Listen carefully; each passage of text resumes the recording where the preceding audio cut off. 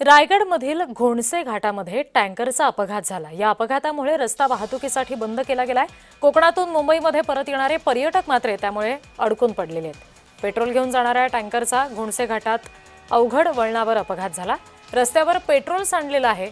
जेसीबीच्या साहाय्याने सध्या रस्त्यावर माती टाकण्याचं काम सुरू आहे। मात्र हा जो अपघात झालाय त्यामुळे श्रीवर्धन हरिहरेश्वर या ठिकाणाहून मुंबईकडे परत येणारे जे पर्यटक आहेत त्यांच्यासाठी मात्र मोठी अडचण निर्माण झालेली आहे।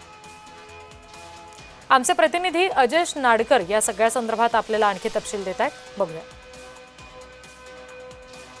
मानगाव दिघी रस्त्यावर पेट्रोल आणि डिझेल वाहतूक करणारा ट्रक जो आहे तो पलटी झाला आहे आणि सध्याची ही दृश्य आपण पाहता पूर्णपणे इथली वाहतूक जी आहे ती आता बंद करण्यात आलेली आहे। मसला पोलीस असतील त्याचबरोबर मानगाव पोलीस असतील या ठिकाणी घटनास्थळी दाखल झालेले आहेत।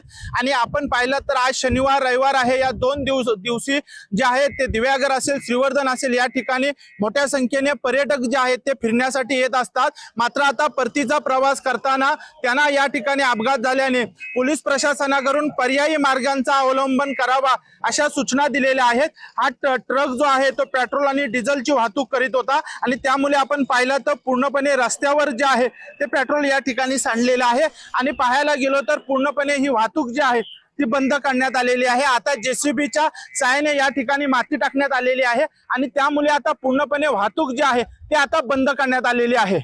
अजेश नाडकर, जय महाराष्ट्र न्यूज, रायगड।